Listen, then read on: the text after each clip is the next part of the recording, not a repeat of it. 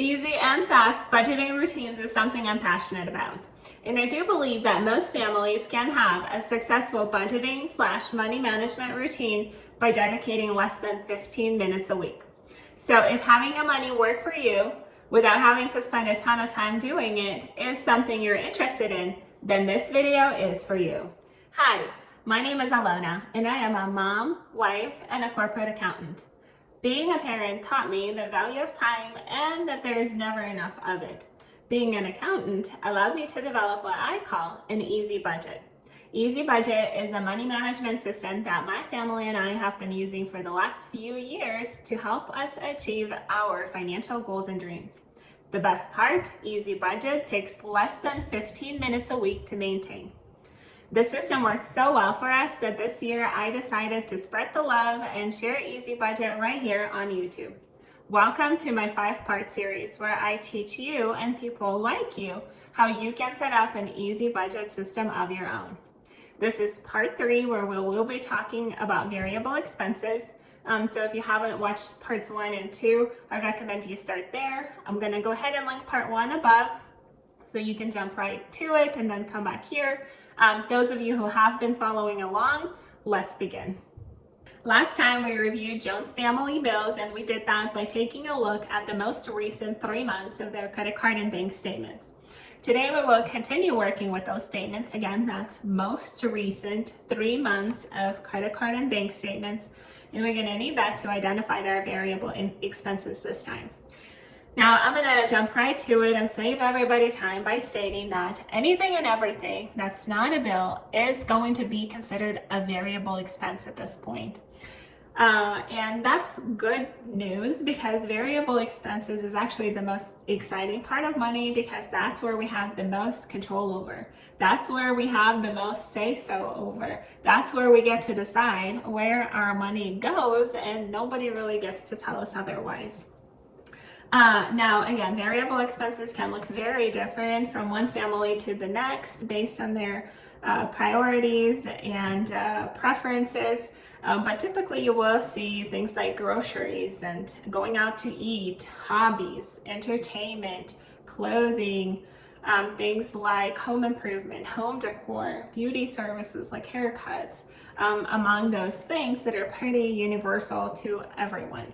Now, it can be tempting to say, oh, well, we're gonna break things down in all these individual categories like gifts and home improvement and home decor, but we don't have to. I'm here to tell you that, in fact, we're not gonna do that. We're only gonna focus on 3 things.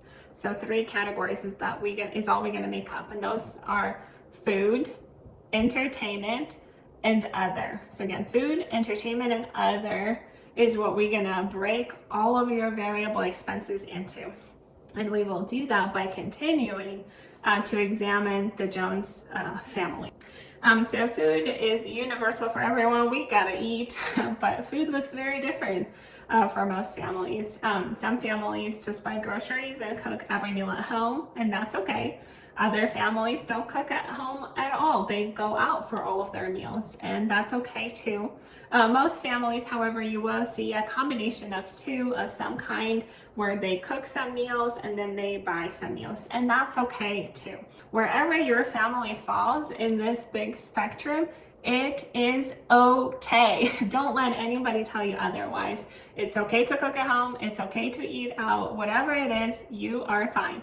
We're not here to make anyone feel guilty. We're here to understand where your money goes and why it goes there.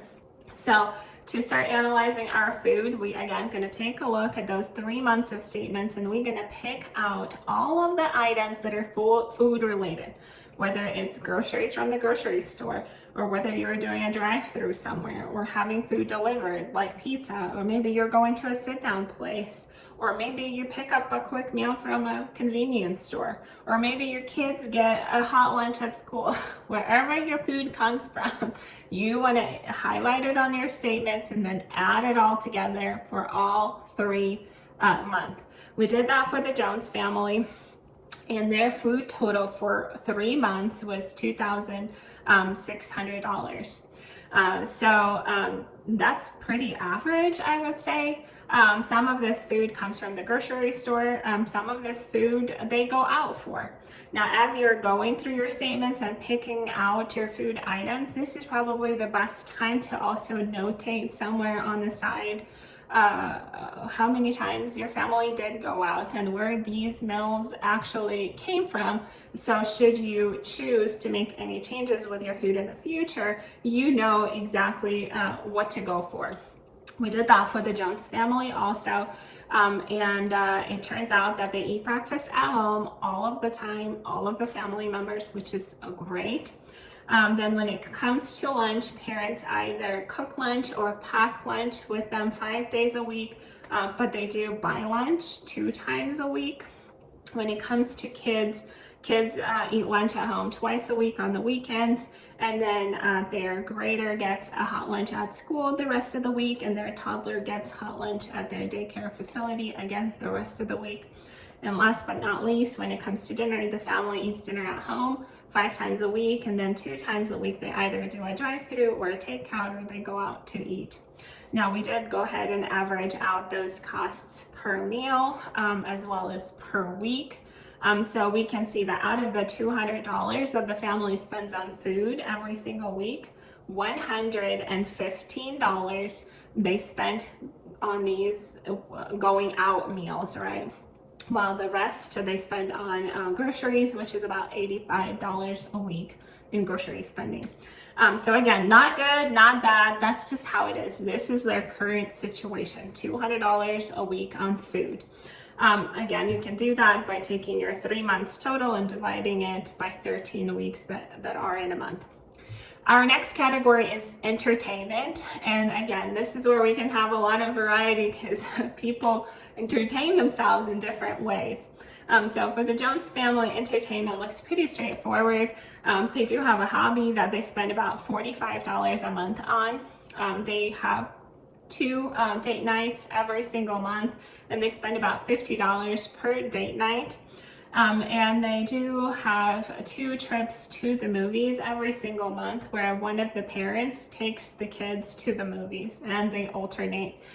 This accomplishes a couple things for them. It gives one of the parents one-on-one time with the kids while the other parent gets some me time to themselves.